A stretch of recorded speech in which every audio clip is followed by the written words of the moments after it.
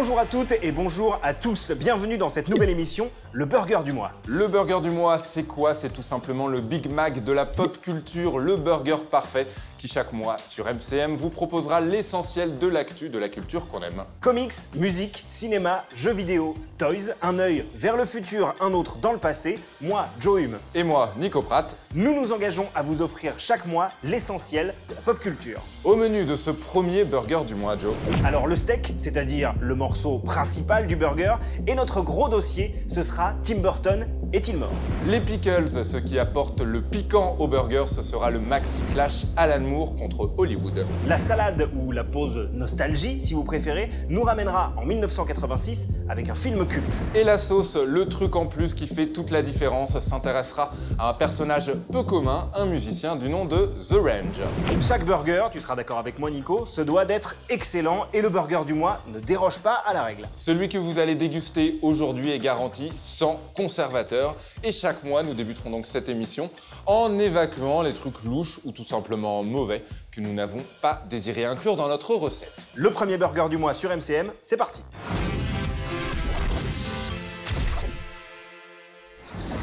Ce mois-ci, nous ne vous parlerons pas de Feeder. Le 9e album des Anglais sortira le 30 septembre et il est surtout là pour nous rappeler que le rock de Feeder, depuis l'album Echo Park en 2001, sent très mauvais avec ses refrains outranciers faisant passer Coldplay pour un groupe minimaliste.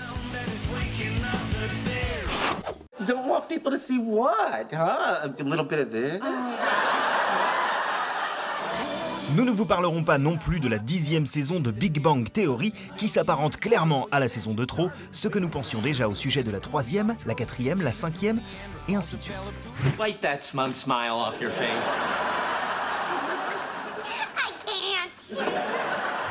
Le pire étant qu'il y en aura au moins une de plus et que nous aurons donc peut-être jusqu'à la fin des temps les mêmes vannes sur Star Trek, le même Sheldon qui grimace et les mêmes comparatifs avec Friends, une série pourtant en tout point supérieure.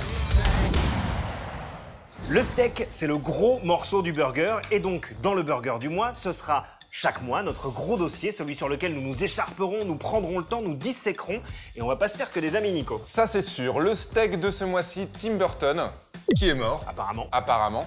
Mais même si son heure de gloire semble s'être arrêtée à la fin des années 90, son nouveau film, Miss Peregrine et les enfants particuliers, sort le 5 octobre en France. Alors, est-ce que le corps Burton bouge toujours? On ne sait pas, mais dans 5 minutes, on saura.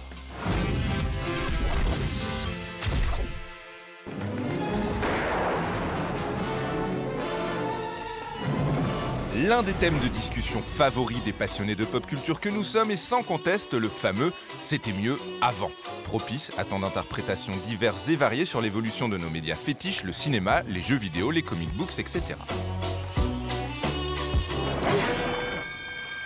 Parmi les sujets qui animent très régulièrement ces houleuses discussions, certains font figure de grands classiques, comme par exemple Nintendo, c'était mieux avant.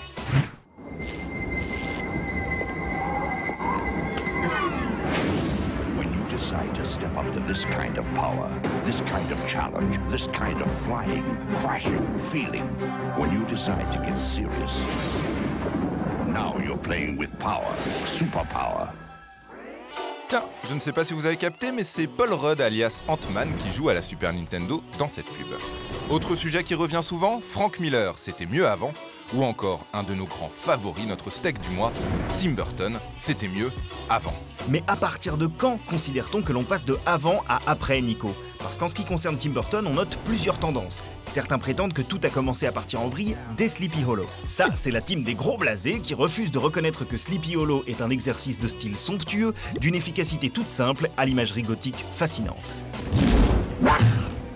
D'autres voient Big Fish comme la grande trahison, et on peut les comprendre. D'une certaine manière, ce film un temps envisagé par Spielberg conte une histoire qui semble bien plus adaptée à l'univers du réalisateur de E.T.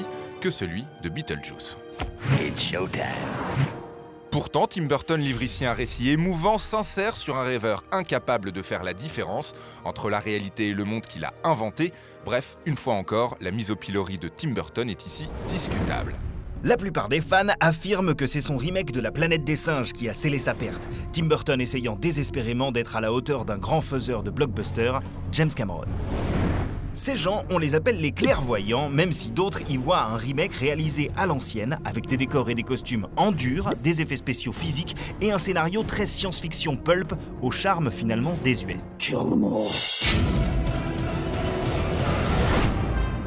Certains petits malins enfin prétendent que la chute de Burton aurait pu avoir lieu beaucoup plus tôt si on les avait laissés, Nicolas Cage et lui, massacrer Superman. Vous l'aurez compris, un groupe d'irréductibles est à chaque fois resté plus ou moins fidèle à Burton suite à chacun de ses films, mais ça, c'était jusqu'au soufflet tragique que fut Alice au Pays des Merveilles.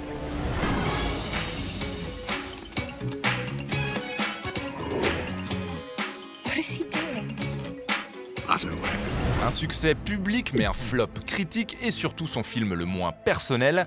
Une chose est certaine, le Burton qui faisait l'unanimité des geeks, celui de Batman Returns ou d'Edward aux mains d'argent, semble bel et bien mort et enterré. Pour le spécialiste cinéma Rafik Djoumi, il y a de toute façon dès le départ une incompréhension autour du personnage. C'est compliqué de dire ça, mais c'est fondamentalement pas un metteur en scène de cinéma. C'est un excellent directeur artistique, c'est un excellent directeur d'acteur, c'est quelqu'un qui est près de ses sujets, qui est près de ses personnages. Il a toutes les qualités nécessaires, mais il ne saura pas trouver une solution, on va dire, de découpage, une solution technique, quelque chose, voilà, ce que Cameron fait, Les Doigts dans le nez, par exemple. Bon. La planète des singes, c'est vraiment une tentative de Burton de faire, entre guillemets, d'une James Cameron, de se prouver qu'il est capable d'être à la hauteur de ces cinéastes-là. Mais d'une part, il ne l'est pas, fondamentalement, il n'a pas cette capacité-là, mais surtout, le public va être sans appel. Il y a un niet dans la réaction critique et la réaction publique à ce que Burton fasse ce genre de film-là, qui va d'une certaine façon l'obliger pour le reste de sa carrière à se dire « Ok, je suis Tim Burton, maintenant je ne peux faire que du Tim Burton ». Le 5 octobre sortira en salle l'adaptation par Tim Burton de Miss Peregrine et les enfants particuliers, très bon roman fantastique destiné au jeune public. Mais c'est peu dire que les fans de la première heure n'en attendent plus rien, ou si peu. Jake, right on time. Miss Peregrine, delighted to meet you. Dans les cuisines du Burger du mois, nous sommes partagés, puisque Burton nous fait une fois de plus le coup du retour aux sources. Alors tout est là, imagerie gothique, personnages décalés, casting pointu, thème de l'enfance et de la différence, souvent abordé dans la filmographie du réalisateur, seulement tout sonne faux, fabriqué, creux. Les décors en carton-pâte chers à Burton n'ont plus le charme d'antan, et les effets spéciaux, autrefois presque palpables, ont laissé la place à une bouillie d'images de synthèse, digne d'une production de seconde zone destinée au marché vidéo.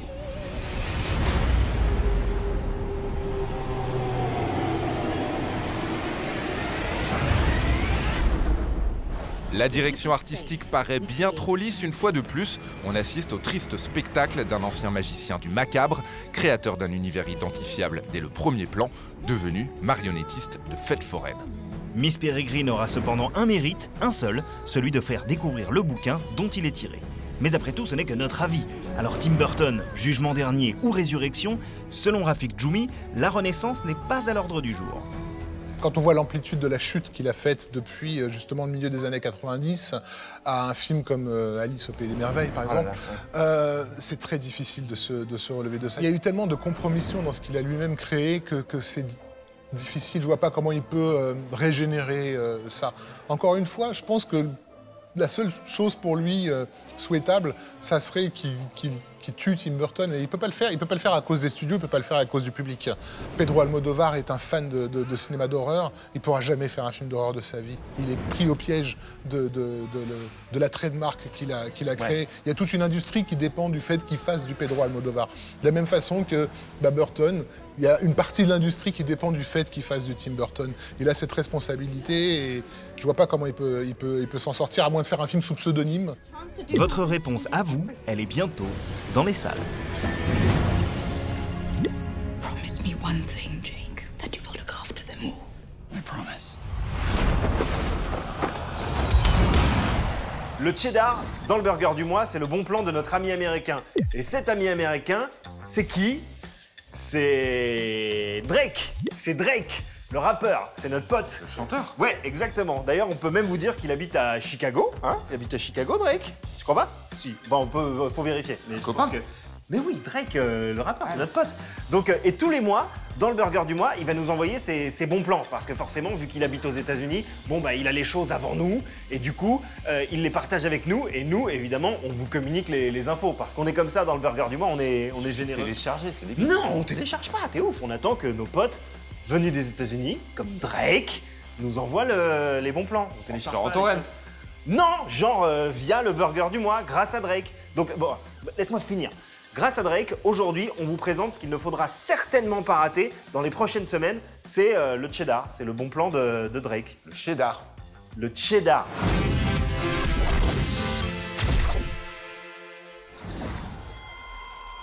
Ce mois-ci, Drake vous conseille 31, le nouveau film du métalleux réalisateur Rob Zombie.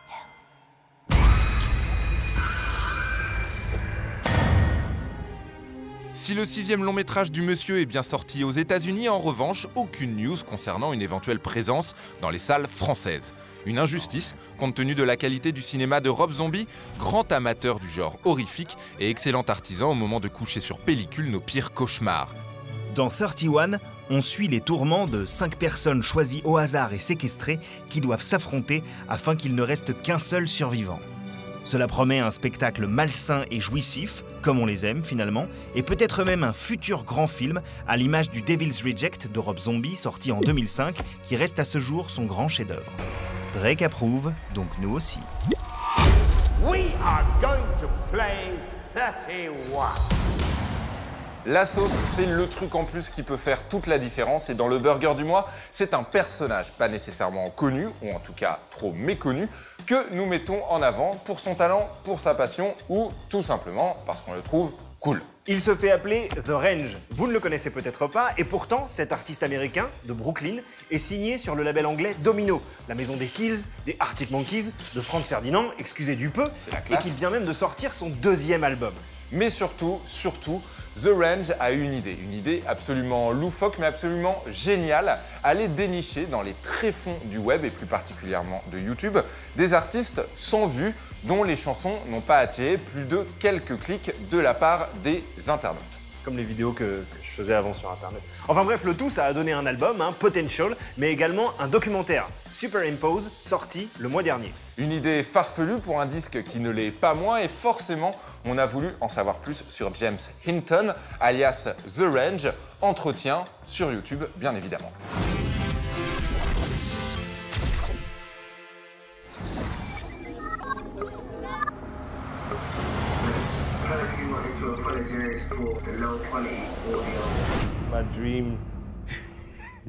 My dream to not be at anybody. Like I just can't be that cannon fodder. Comment as-tu eu l'idée d'aller chercher des inconnus sur YouTube et de les utiliser pour ton album? J'ai réalisé une chose, c'est qu'en réalité, faire connaissance avec les gens à travers le prisme de YouTube me permet d'une certaine façon de comprendre qui ils sont, où ils en sont dans leur vie.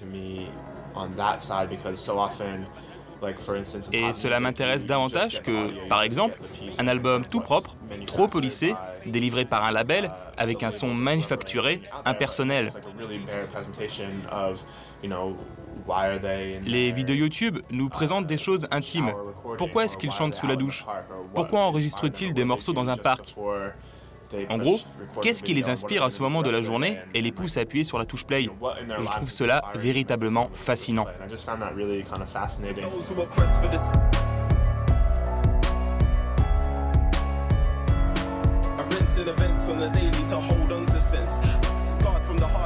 Quelles étaient leurs réactions quand tu leur annonçais que tu allais utiliser leurs chansons? Les réactions étaient vraiment très différentes. Il y avait évidemment de l'excitation une fois qu'ils comprenaient le projet, mais par exemple Zach, un musicien d'origine britannique, pensait que c'était juste un canular.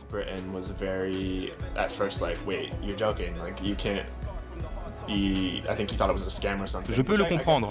D'ailleurs, pourquoi est-ce que je m'intéresserais soudainement à une chanson vieille de 4 ans? Jusqu'à ce qu'il appuie sur la touche play, il peut douter de tout.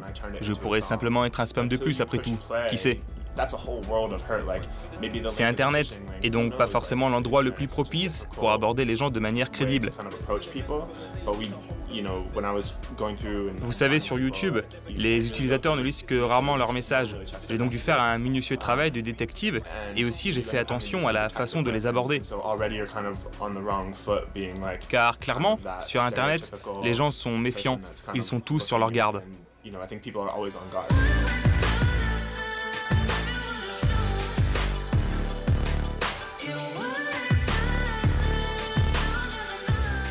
Comment as-tu réussi à les dénicher sur YouTube puisque, de toute évidence, personne n'allait voir leurs vidéos?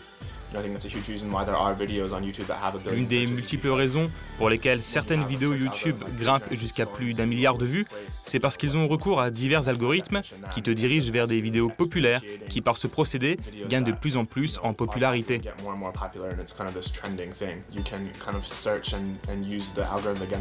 Tu peux, cela dit, retourner cet algorithme contre lui-même en commençant par la fin en quelque sorte, ou bien réfléchir un peu. Chercher par exemple des vidéos qui ne sont pas disponibles en HD ou encore aller dénicher au fin fond de YouTube des vidéos qui datent de 2011.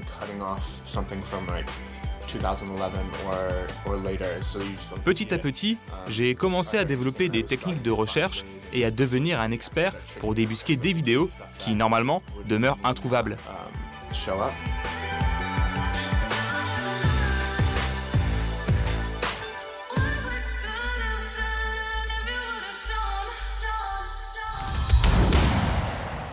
Parce que la pop culture est aussi affaire de nostalgie, chaque mois dans cette émission, nous remontons le temps pour vous parler d'un film, d'un album, d'un comics, d'un jeu, en tout cas d'un classique dont le simple nom suffit à nous rappeler quantité de bons souvenirs. Et alors vous allez me dire, pourquoi la salade? Pourquoi la salade, Joe? On appelle ça la salade? Tout simplement parce que c'est bon, c'est vert et c'est sain, tout comme nos origines. Ce mois-ci, retour dans les salles obscures à la rentrée 1986. Il y a donc 30 ans, nous aurions pu vous parler, par exemple, parmi tant d'autres, de ce film. Ouais. Sauf qu'en fait, non. Non. On pourrait aussi vous parler de celui-là. Vous savez, celui qui a été également utilisé en titre de chanson pour cet artiste qu'on appelle Mousse. Within these walls, men come to seek God. Au nom de la rose, mon ami la femme, prête-moi ton corps. Mais en fait non, on a décidé que non. On a choisi de déterrer une authentique vieillerie, un truc vraiment, mais alors vraiment ouais. Chouette. On n'a pas d'autre mot pour le moment, on n'a que chouette. Mais c'est bien chouette comme mot, c'est parlant pour les gens, je pense. Les jeunes, en tout cas, apprécient ce mot. The balance of power, the safety of America, and the fate of the free world are all in the hands of a woman named Whoopi. Hi. Jumping Jack Flash est un film américain de 1986, donc réalisé par Penny Marshall, qui a également réalisé Big avec Tom Hanks, super film, mais pas grand chose d'autre de réellement excitant finalement. 20th Century Fox presents Tom Hanks. Big.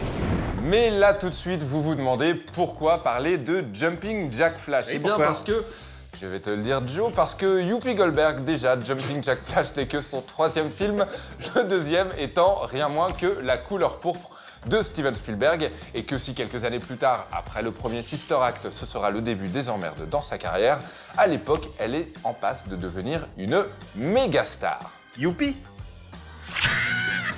Wow!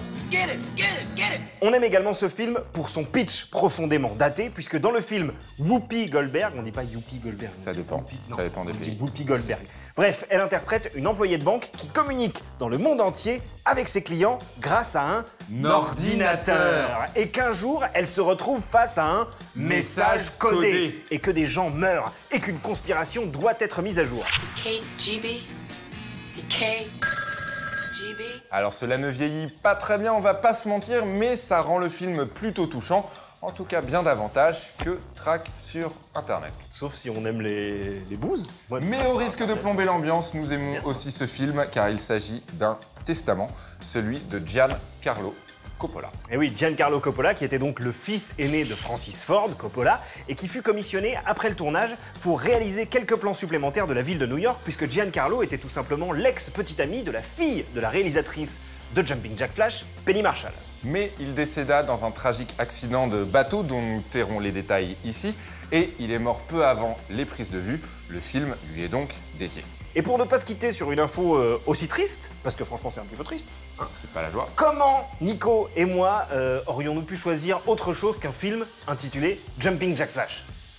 Impossible. Impossible, même si je me dois de vous dire que Joe ici présent pensait qu'il s'agissait du film de Whoopi Goldberg avec le T-Rex. Mais si, souvenez-vous. I'm back. And now she's getting a new partner. His name is Teddy. Je pensais que c'était ça, moi. Ouais. Je pensais pas que c'était ça, hein. Allez, on passe aux pickles. Les pickles, ça pique comme les bobos qu'on peut se faire lors d'un gros clash. Et c'est justement là-dessus qu'on va revenir dans cette rubrique. Exactement, Nico, les grosses bastons ayant animé l'histoire de la pop culture. Hein. Pas les petites bagarres de récré pour un paquet de billes, hein, non. Les vrais affrontements bien belliqueux. Et pour cette première, on revient sur un combat type David contre Goliath, Amel Bent contre Beyoncé, merci d'avoir écrit le texte Joe, ou encore Joe contre Nico. Le combat du jour, c'est le légendaire auteur de comics Alan Moore, se dressant, seul et fier, contre le tout-puissant Hollywood. Alors, qui gagne? Réponse maintenant.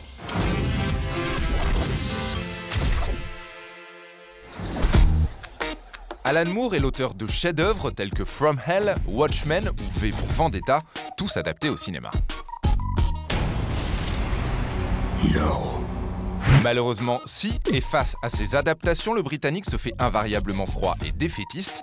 Selon lui, ses œuvres sont pensées pour le média comic book et ne sauraient se plier aux règles du 7e art et de l'entertainment de masse. Selon Gaylor, notre spécialiste des comics, le conflit est profond. C'est Hollywood et ils ne lisent pas forcément des comics. Ils ont plus de pognon qu'ils ont d'imagination. Ça, c'est la théorie d'Alan Moore. C'est quelque chose avec laquelle il va... Enfin, c'est sa théorie.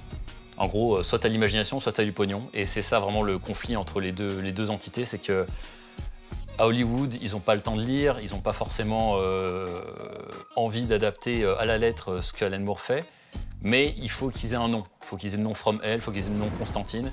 Et ils adaptent ces histoires-là, sauf qu'ils modifient complètement tout. En fait, ils modifient le scénario, les motivations du héros, ses sidekicks, les méchants. Enfin, ça devient vraiment des films complètement à part. Et c'est à partir de ce moment-là qu'à un moment, on fait « Ok, les mecs, moi, vos conneries d'adaptation qui suivent pas du tout mes histoires, moi, j'en veux plus, moi. » Soit c'est un truc qui m'appartient pas, et du coup, bah, vous mettez pas mon nom. Soit c'est un truc qui m'appartient, ça reste à moi, mais vous le verrez jamais au cinéma. D'un autre côté, lorsque la première adaptation d'un de tes comics avec Johnny Depp fait un four et que la seconde, celle de la Ligue des Gentlemen Extraordinaires, donne un truc improbable que le public, comme l'acteur principal Sean Connery, ne comprend pas... And the game is on.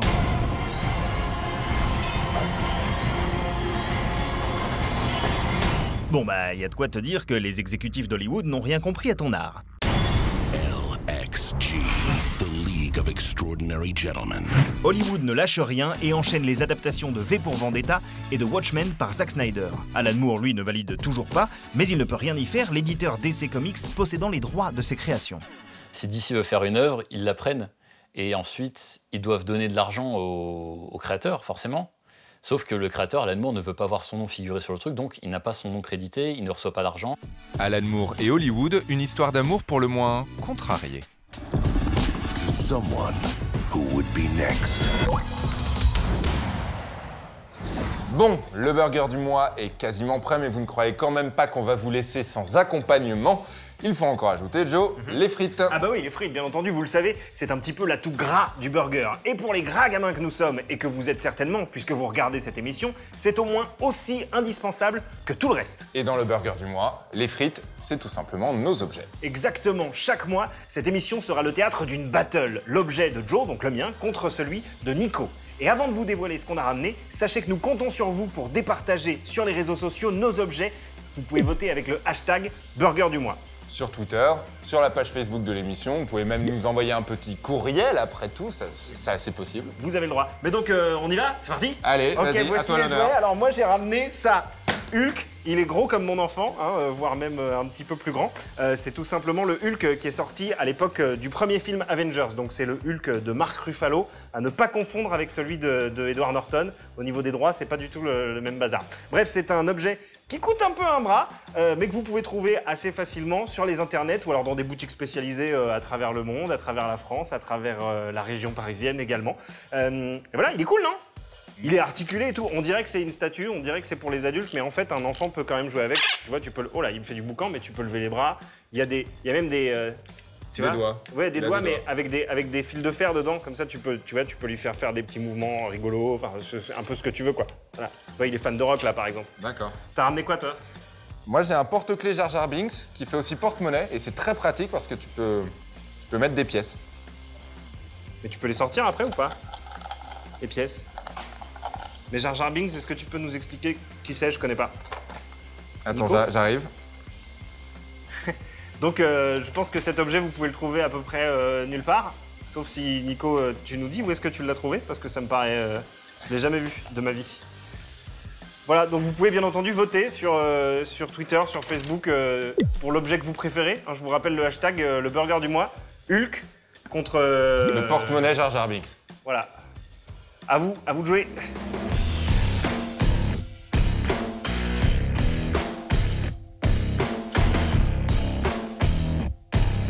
Et voilà, il est beau, il est presque prêt. En tout cas, il est chaud. C'est notre tout premier burger du mois. Il est beau. Sublime. On peut le dire. On va vous laisser là-dessus. On vous donne rendez-vous, bien entendu, sur MCM le mois prochain, toujours pour le meilleur de la pop culture qu'on aime et que vous allez aimer. Mais avant ça, avant de vous quitter, il faut qu'on plante le petit drapeau. Le petit drapeau, c'est les comics, les films, les jeux vidéo, tout simplement, les trucs dont on espère vous parler le mois prochain. Et justement, on se quitte là-dessus. Bonne app. Ciao.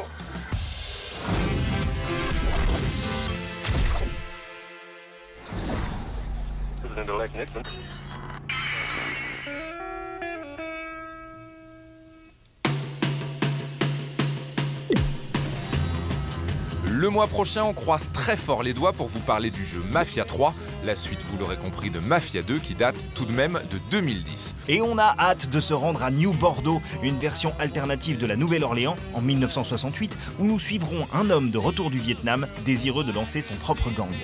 Alors, Mafia 3 valait-il ces si longues années d'attente? Le jeu sort sur PC, Xbox et PS4 le 7 octobre et on s'en reparle, on l'espère, le mois prochain. En attendant, on se quitte sur quelques images du jeu, des images qui donnent envie.